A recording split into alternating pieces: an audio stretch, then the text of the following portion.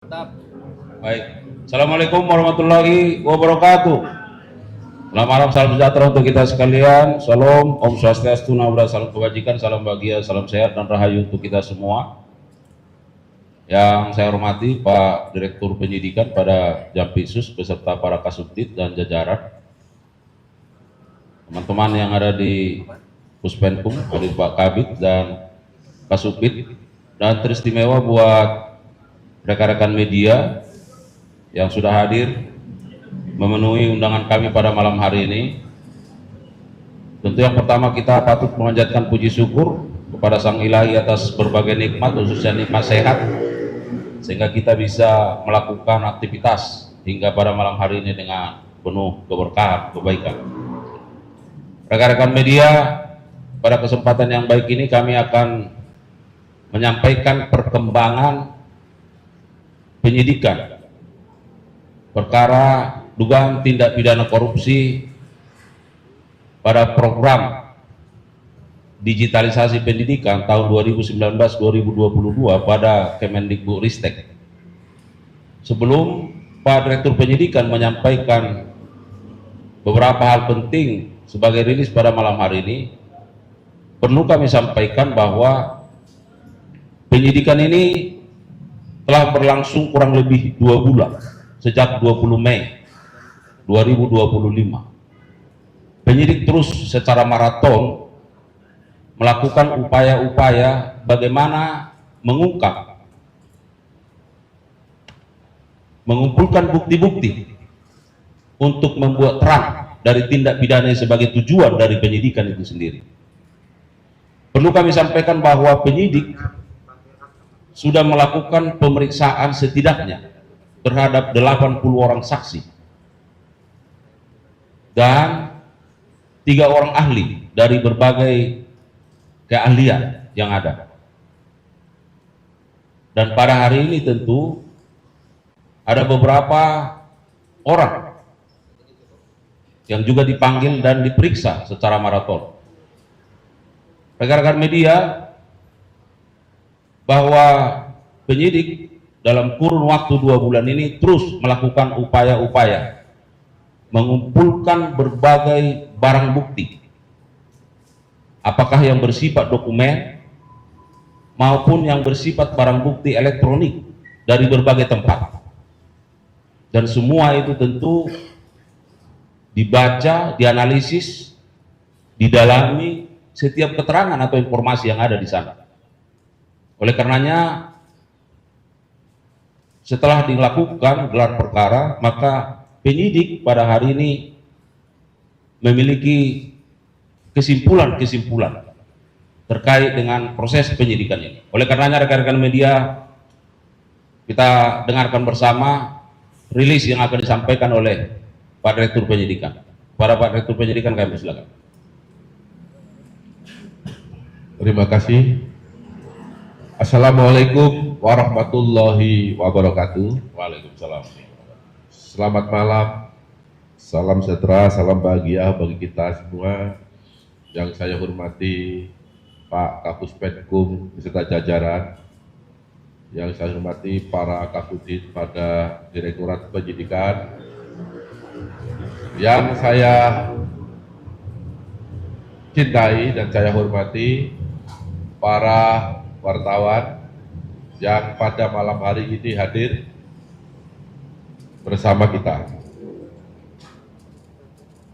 Pada malam hari ini saya ingin menyampaikan tentang perkembangan perkara dugaan tindak pidana korupsi pada Kementerian Pendidikan dan Budaya, Riset Teknologi atau Dikbudristek Republik Indonesia dalam program digitalisasi pendidikan tahun 2019 sampai dengan tahun 2022. Terkait dengan perkara tersebut, dapat saya sampaikan sebagai berikut. Bahwa pada tahun 2020 sampai dengan tahun 2022, Kementerian Pendidikan dan Kebudayaan, Riset dan Teknologi Republik Indonesia melaksanakan kegiatan pengadaan teknologi informasi dan komunikasi atau TIK untuk PAUD, SD, SMP, dan SMA dengan total anggaran keseluruhan 9,3 triliun. Dana tersebut bersumber dari APBN pada Satuan Pendidikan Kemendikbudristek dan DAK yang tersebar hampir di seluruh kabupaten dan kota di Indonesia dengan tujuan untuk dapat digunakan anak-anak sekolah termasuk daerah 3T, yaitu terdepan, terluar, dan tertinggal sebanyak 1.200.000 unit. Pelaksanaan pengadaan tersebut, SW selaku Direktur Sekolah Dasar, Direktorat Jenderal Pendidikan Anak Usia Dini, Pendidikan Dasar, dan Pendidikan Menengah pada tahun 2020 sampai dengan tahun 2021, sekaligus sebagai kuasa pengguna anggaran di lingkungan Direktorat Sekolah Dasar tahun 2020 sampai dengan 2021 bersama-sama dengan MUL selaku Direktur SMP, kemudian JT selaku Staf Khusus Menteri dan IBAM selaku konsultan teknologi di Kemendikbudristek telah melakukan perbuatan melawan hukum,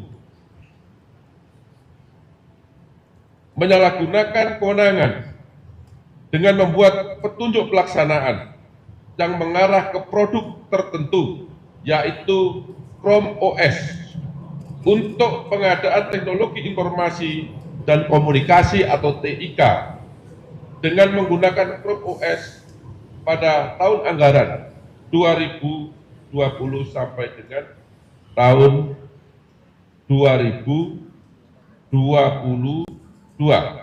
sehingga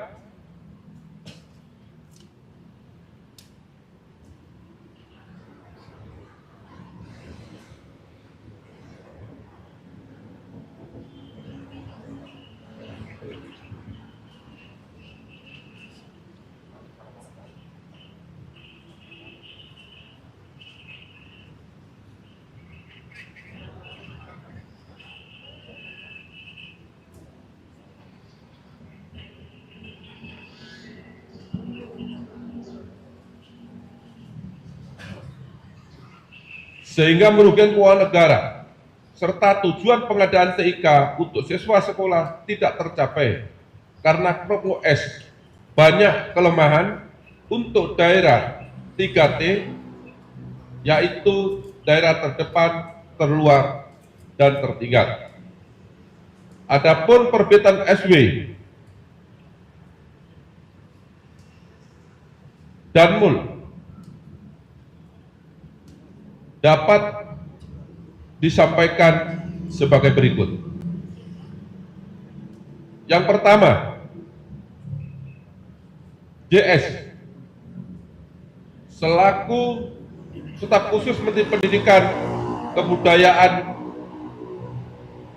sejak tanggal 2 Januari 2020 sampai dengan 20 Oktober 2024. Pada bulan Agustus 2019, bersama-sama dengan NAM, Fiona membentuk grup WhatsApp bernama Mas Menteri Kortem yang sudah membahas mengenai rencana pengadaan program digitalisasi pendidikan di Kemendikbudristek. Dan apabila nanti 6 diangkat sebagai Menteri Kemendikbudristek.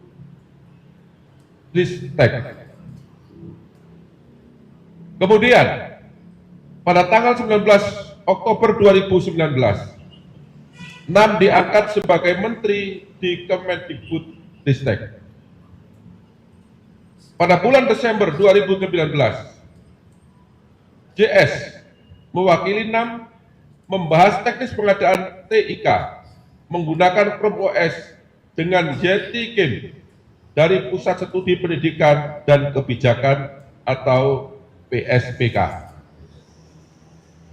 JS menghubungi IBAM dan Yeti Kim untuk membuatkan kontrak kerja untuk Ibrahim Arif sebagai pekerja PSPK yang bertugas menjadi konsultan teknologi di warung teknologi pada Kementerian Mendikbudristek yang akan membantu program TIK Kemendikbudristek dengan menggunakan Chrome OS. JS selaku staf khusus Menteri bersama Fiona memimpin rapat-rapat melalui Zoom meeting, meminta kepada SW selaku Direktur SD, kemudian Mul selaku Direktur SMP, kemudian IBAM yang hadir pada saat rapat meeting agar mengadakan TIK di Kemendikbudristek dengan menggunakan Chrome OS, sedangkan staf khusus Menteri seharusnya tidak mempunyai kewenangan dalam tahap perencanaan dan pengadaan barang dan jasa terkait dengan Chrome OS. Pada bulan Februari dan April 2020, NAM bertemu dengan pihak Google, yaitu William dan Putri Ratu Alam, membicarakan pengadaan TIK di Kemendikbudristek. Selanjutnya JS menindaklanjuti perintah NAM untuk bertemu dengan pihak Google tersebut. Kemudian membicarakan teknis pengadaan TIK di Kemendikbudristek dengan menggunakan Chrome OS. Di antaranya juga saat itu dibahas adanya co-investment sebanyak 30% dari Google untuk Kemendikbudristek. Selanjutnya, JS menyampaikan co-investment 30% dari Google untuk Kemendikbudristek dalam rapat-rapat yang dihadiri oleh Hamid Muhammad selaku Sekretaris Jenderal Kemendikbudristek, SW, Direktur SD, dan Mul, Direktur SMP di Kemendikbudristek, dan menyampaikan apabila program Kementek tahun 2022 menggunakan Chrome OS. Pada tanggal 6 Mei 2020, JS bersama dengan SW, bersama dengan Mul, kemudian IBAM dalam rapat Zoom meeting yang dipimpin secara langsung oleh NAM, yang dalam rapat Zoom meeting tersebut NAM memerintahkan laksanakan pengadaan TIK atau TIK tahun 2020 sampai dengan tahun 2022 dengan menggunakan Chrome OS dari Google, sedangkan saat itu pengadaan belum dilaksanakan. Kemudian IBAM yang saat itu sebagai konsultan teknologi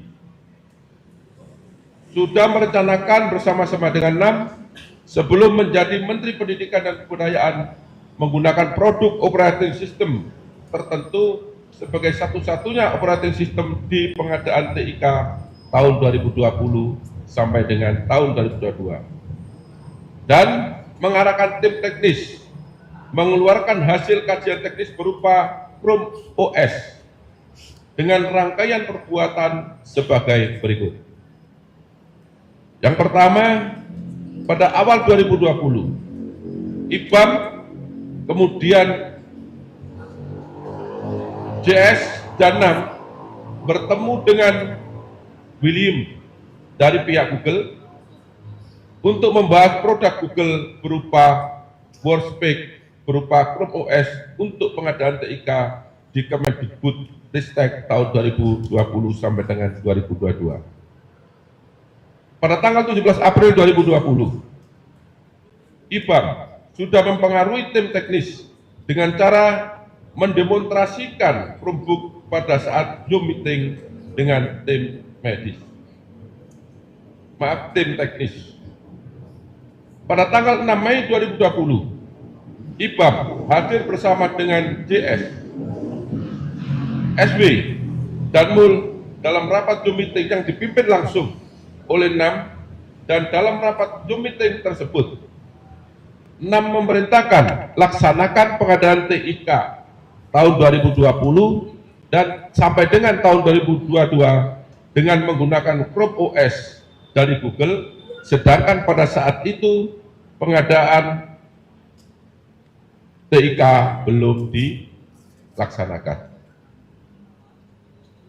Oleh karena ada perintah dari NAM untuk laksanakan pengadaan TIK tahun 2020-2022 dengan menggunakan Chrome OS dari Google, sehingga IBAM tidak mau menandatangani hasil kajian teknis pertama yang belum menyebutkan Chrome OS dalam pengadaan TIK di Kemendikbudristek, sehingga dibuatkan kajian yang kedua yang sudah menyebutkan operating system tertentu, serta diterbitkan buku putih atau review hasil kajian teknis yang sudah menyebutkan operating system tertentu, yaitu Chrome OS, dengan acuan pelaksanaan Direktorat Sekolah Dasar tahun anggaran 2020 sampai 2021.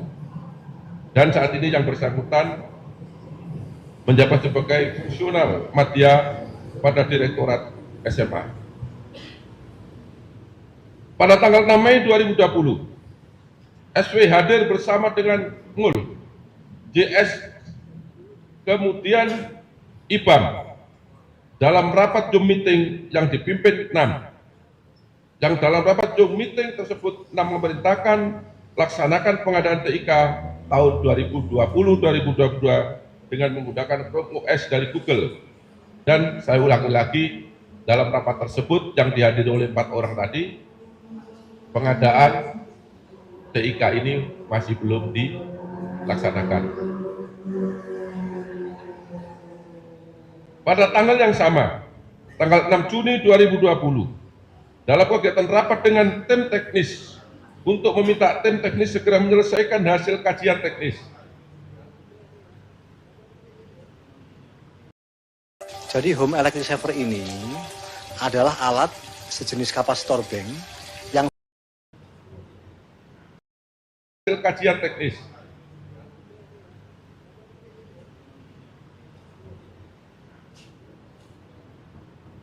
Yang kedua, dan memerintahkan menggunakan Chrome OS dari Google. Sedangkan, sekali lagi saya ulangi, saat itu proses pengadaan juga belum diselesaikan. Selanjutnya pada tanggal 30 Juni 2020, bertempat di Hotel Arosa, Jalan Veteran Bintaro, Jakarta Selatan, SB menemui temannya bersama Iksan Tanjung, menyuruh Bambang Hadi Waluyo selaku pejabat komitmen pada Direktorat SD tahun 2020 agar menindaklanjuti perintah NAM untuk memilih pengadaan TIK dengan operating system Chrome OS dengan metode e-katalog. Pada tanggal yang sama, tanggal 30 Juni 2020, SW mengganti Bambang Hadi Waluyo dengan PPK sebagai PPK dengan PPK yang baru bernama Wahyu Haryadi, karena Bambang Hadi Waluyo dianggap tidak mampu melaksanakan perintah NAM untuk pengadaan TIK dengan menggunakan Chrome OS. Pada tanggal yang sama, 30 Juni 2020, sekitar jam 22.00 WIB, Wahyu Haryadi menindaklanjuti perintah SW untuk segera klik setelah bertemu dengan Indra Nugraha, yaitu pihak penyedia dari PT Bhinneka Mentari Dimensi, bertempat di Hotel Arosa untuk pengadaan TIK tahun 2020 dengan menggunakan Chrome OS. Bahwa SW memerintahkan Wahyu Haryadi selaku PPK untuk mengubah metode e-katalog menjadi sistem informasi pengadaan sekolah dan membuat petunjuk pelaksanaan bantuan pemerintah pengadaan TIK di Kemendikbudristek untuk sekolah dasar sebanyak 15 unit laptop dan konektor 1 unit per sekolah dengan harga Rp88.250.000 dari dana transfer Satuan Pendidikan Kemendikbud Ristek.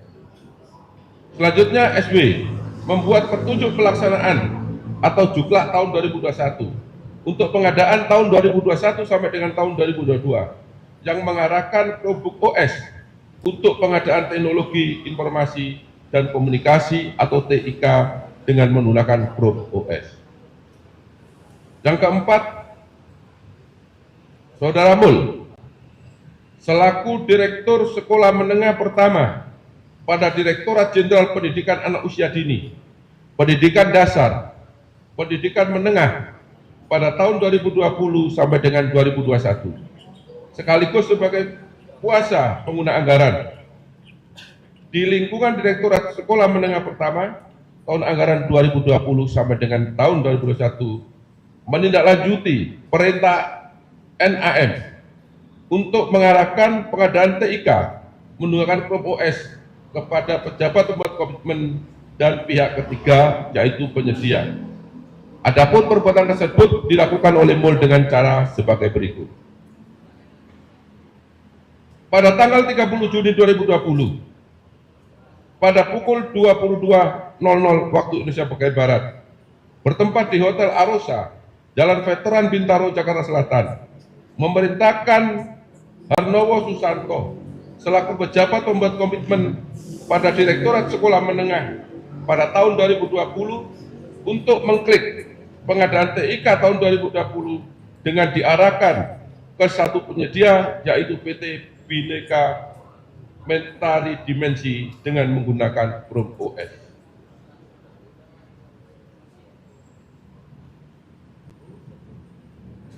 Bawah MUL membuat petunjuk teknis pengadaan peralatan TIK Sekolah Menengah Pertama tahun 2020 yang mengarahkan Chrome OS untuk pengadaan teknologi informasi dan komunikasi atau TIK menggunakan Chrome OS pada tahun 2021 sampai dengan 2022 sebagai tindak lanjut dari Peraturan Menteri Pendidikan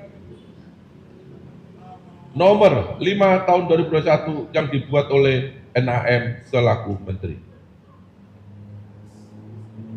Bahwa dalam pelaksanaannya pengadaan TIK di Kemendikbudristek tahun 2020 sampai dengan 2022 yang bersumber dari dana APBN Satuan Pendidikan Kemendikbudristek dan dana DAK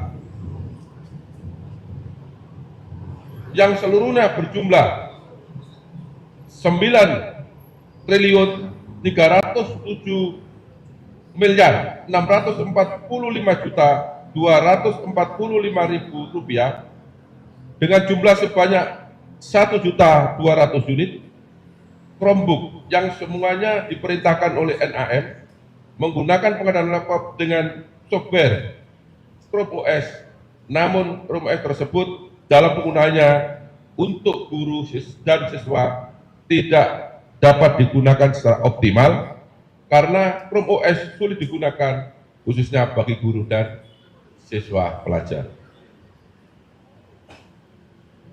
Perbuatan tersebut melanggar ketentuan yaitu pasal 1 angka 14 junto pasal 42 ayat 1 junto pasal 43 ayat 1 Undang-Undang Nomor 30 Tahun 2014 tentang Administrasi Pemerintahan. Kemudian pasal 131 Undang-Undang Nomor 1 Tahun 2022 tentang hubungan keuangan antara pemerintah pusat dan pemerintah daerah. Dan ada beberapa ketentuan lain yang dilanggar yang tidak saya sebut satu persatu. Kenapa sih harus ikut program wakaf Quran untuk santri? Ini adalah Al-Quran khusus hafalan hasil bahwa perbuatan tersebut di atas bertentangan dengan ketentuan pasal 2 ayat 1 Kemudian ketentuan pasal 3, junto pasal 18 Undang-Undang Nomor 31 Tahun 1999 sebagaimana diubah dengan Undang-Undang Nomor 20 Tahun 2021 tentang pemberantasan tindak pidana korupsi, junto pasal 55 ayat 1 ke 1 Kitab Undang-Undang Hukum Pidana. Akibat perbuatan tersebut, negara mengalami kerugian sekitar 1.980 miliar rupiah. Kemudian terhadap keempat orang tersebut, berdasarkan alat bukti yang cukup, maka pada malam hari ini penyidik menetapkan yang bersangkutan sebagai tersangka. Terhadap keempat orang tersebut, yang pertama, Saudara Mul, dilakukan penahanan di Rutan Salemba Cabang Kejaksaan Agung untuk 20 hari ke depan berdasarkan surat perintah nomor 43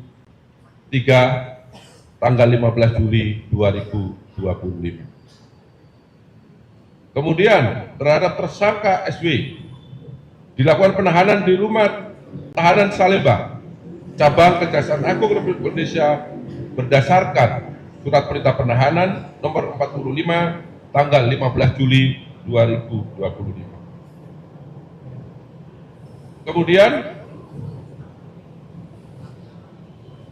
untuk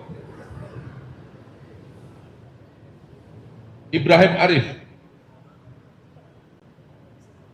yang bersangkutan dilakukan penahanan kota karena berdasarkan hasil pemeriksaan dokter yang bersangkutan mengalami gangguan jantung yang sangat kronis, sehingga berdasarkan rapat penyidik yang bersangkutan tetap dalam penahanan untuk tahanan kota dengan surat perintah penahanan nomor 44 tahun 2025 tanggal 15 Juli 2025. Demikian yang dapat saya sampaikan. Apabila ada kata-kata yang kurang berkenan, ada kata-kata yang kurang dipahami dan dimengerti, saya mohon maaf dan saya akhiri. Wabillahi taufiq wal hidayah. Wassalamualaikum warahmatullahi wabarakatuh. Waalaikumsalam warahmatullahi wabarakatuh. Baik, rekan-rekan media, sebagai penegasan yang pertama bahwa kita sudah mendengar perencanaan terhadap program digitalisasi pendidikan ini sudah dilakukan jauh-jauh hari sebelum periode tahun anggaran 2020-2022, ya. Bahkan sudah direncanakan sebelum yang bersangkutan masuk di kabinet. Yang kedua, bahwa terkait dengan kerugian keuangan negara, bahwa 1,9 triliun merupakan perkiraan sementara yang dilakukan oleh penyidik, dan tentu ke depan terhadap perhitungan kerugian keuangan negara ini akan terus dilakukan perhitungan secara real oleh ahli, dan itu sedang berlangsung. Tadi baru disampaikan Pak Direktur Penyidikan terhadap 3 orang. Nah, kita tahu bahwa yang 1 orang JT,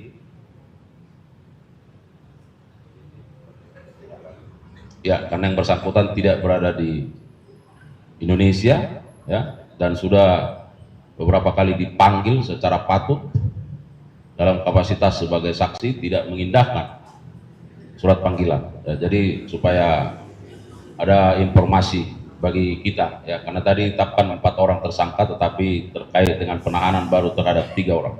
Saya kira itu perkembangan yang dapat disampaikan oleh Pak Direktur Penyidikan. Terima kasih. Jika rekan-rekan media masih ingin mendapatkan informasi lanjutan, barangkali ada pertanyaan 1-2, silakan. Rencanakan untuk pengadaan TIK dengan Chromebook berbasis Chromebook ini kan sudah dilakukan bahkan sebelum MAN menjabat sebagai menteri bersama-sama dengan Ibam. Dan tadi kan juga disebutkan beberapa kali penegasannya bahwa MAN ini kokoh untuk pengadaan TK berbasis Chromebook gitu. Tapi kan tadi berdasarkan yang disampaikan, kita tahu bahwa MAN ini belum ditetapkan sebagai tersangka, dan tadi kita tahu juga bahwa MAN itu menjalani pemeriksaan dan pulang. Lalu perannya ini seperti apa? Karena kalau dari penjelasan Pak Dirti tadi kan itu sebenarnya cukup krusial peran MAN. Kedua, tadi kan disebutkan pengajar yang pertama, apakah ada alasan khusus kenapa MAN kekeh gitu pakai Chromebook? Apakah dia mendapatkan keuntungan ataupun ada keuntungan tertentu misalkan dari pihak Google, entah itu kepada NAM ataupun kepada perusahaan yang dikirimkan oleh NAM itu sebelum menjabat, entah dalam bentuk investasi dari Google kepada Gojek atau Goto yang sekarang itu atau seperti apa, atau kepada NAM itu sendiri. Ya. Semangatnya luar biasa. Terima kasih. Silakan Cukup. Pak Dir. Pertanyaannya panjang ya. Ya, jangan semangat. Ya. Teman-teman wartawan, ini perlu juga saya sampaikan bahwa di dalam ketentuan undang-undang kita, Undang-Undang Tindak Pidana Korupsi 3199 dan dirubah Undang-Undang 20 tahun 2021, khususnya pasal 2 dan 3 itu tidak mensyaratkan bahwa seseorang yang melakukan tindak pidana itu harus mendapatkan keuntungan. Ini dulu yang perlu dipahami dan saya luruskan, ya. Ketika dia menguntungkan orang lain atau korporasi, maka bisa dikenakan ketentuan pasal ini. Apabila di sana ada niat jahat, ada kesengajaan bahwa perbuatan yang dia lakukan itu melanggar hukum dan merugikan keuangan negara atau perekonomian negara. Itu dulu ya yang saya sampaikan. Yang kedua, apa keuntungan yang diperoleh oleh NAM? Ini yang sedang kami dalami. Penyidik fokus ke sana, termasuk tadi disampaikan adanya investasi dari Google ke Gojek. Ya, kami sudah masuk ke sana.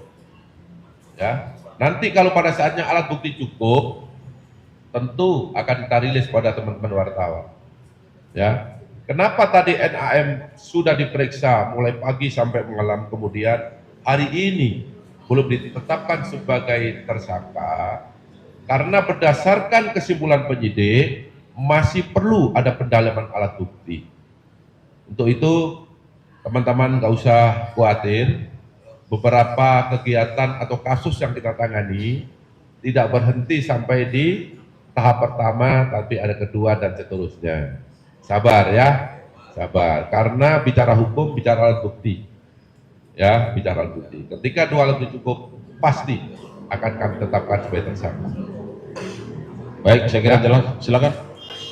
Bapak, saya masih soal sampai NAM tidak jadi tersangka. Ini kan kalau kita berkaca dari kasusnya Tom Lembong ini kan tidak satu, dia tidak mendapatkan keuangan keuntungan, dan juga dia mungkin tidak ada dalam tanda kutip mens rea ya, tapi kan di dalam dakwaannya kan dia memberikan keuntungan, menyebabkan keuntungan untuk pihak-pihak. Di dalam kasus ini kan sudah disebutkan kalau NAM satu dia memaksakan ada produk, kedua dia sudah menguntungkan, memberikan satu jalan lah kepada PT BDK itu sebagai penyedia utama di dalam kelompok ini. Ini alasannya apakah itu hal itu tidak jadi hal yang cukup dari penyidik untuk tetap menetapkan NAM sebagai tersangka malam ini, Pak? Ya, pertanyaan yang bagus ya. Kembali lagi saya jelaskan bahwa menetapkan sebagai tersangka itu minimal 2 alat bukti. Kami masih kembangkan bukti-bukti yang lain. Memang dari keterangan para saksi, termasuk 4 yang sudah tersangka ini, memang pernah ada rapat Zoom meeting yang dipimpin oleh NAM, yang dimana di sana agar menggunakan Chrome OS, yang pada saat itu sudah saya sampaikan belum dilakukan lelang atau proses pengadaan barang dan jasa. Namun kami juga perlu alat bukti yang lain, alat bukti dokumen, alat bukti petunjuk, ya kan, alat bukti keterangan ahli untuk NAM. Nah, untuk itu saya ulangi lagi Ketika 2 alat bukti cukup, pasti penyidik akan menetapkan siapapun orangnya sebagai tersangka. Cukup? Baik, satu lagi ya. Pak, itu satu tersangka kan masih berada di luar negeri, terus langkah kejaksaan untuk menangkap yang bersangkutan bagaimana, Pak? Ya, saudara JS atau JT ya, memang sudah dilakukan pemanggilan oleh penyidik dengan patut 3 kali berturut-turut, tapi yang bersangkutan tidak hadir. Ya, bahkan yang bersangkutan melalui kuasa hukumnya minta keterangan secara tertulis, tapi itu tidak dikenal dalam sistem hukum kita, sehingga keterangannya yang dikirim ke kita, ke penyidik secara tulis, nanti mungkin dapat digunakan sebagai alat bukti surat. Langkah apa yang sudah dilakukan? Kami pertama sudah melakukan DPO, ya, dan tentu kami bekerja sama dengan pihak terkait agar yang bersangkutan bisa hadir, bisa pulang di tanah air. Saya rasa itu ya. Apakah Anda bisa kembali kayak 3 kali Pak? Tadi kemarin apakah akan dipanggil kembali itu? Ya. Oke, Mas Yudi. Jadi siapapun saksi yang sudah dipanggil, apabila penyidik masih memerlukan pendalaman, ya, pasti akan dipanggil, tidak terkecuali NAM. Ya, Ya. Baik, saya kira masih ada pertanyaan berbeda ya. Ya.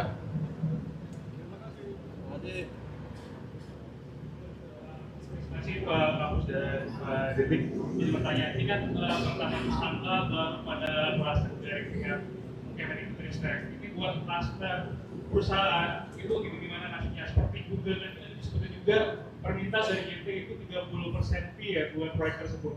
Terus juga ada beberapa vendor yang sempat ada 5 vendor, salah satunya si Rex, Exio, Acer dan Advan. Itu bagaimana nasibnya?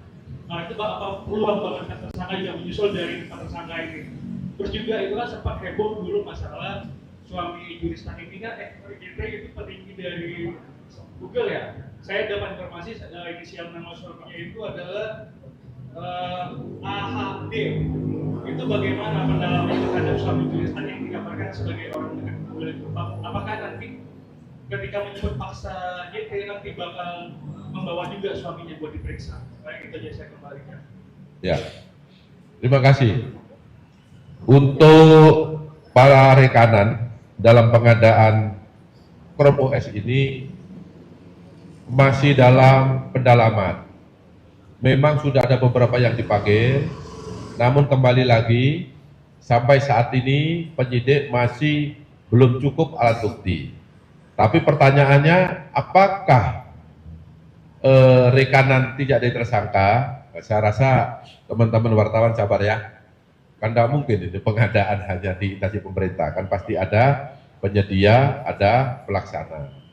Kemudian untuk suami juristan, sampai detik ini, sampai saat ini kami belum dapat informasi terkait suaminya bekerja di mana, karena juristan saja kami panggil sampai 3 kali berturut-turut dengan patut belum hadir. Jadi tetap ini akan dikembangkan oleh penyidik. Ya. Saya kira demikian ya, bahwa proses penyidikan ini masih terus berlangsung ya, dan saat ini penyidik sudah menetapkan 4 orang tersangka, dan bagaimana nanti perkembangan selanjutnya dari perkara ini tentu akan kita update ya sesuai perkembangannya. Saya kira demikian. Terima kasih kepada teman-teman media yang luar biasa yang terus memberikan dukungan terbaik bagi institusi Adaksa yang terus bergerak ke arah yang lebih baik.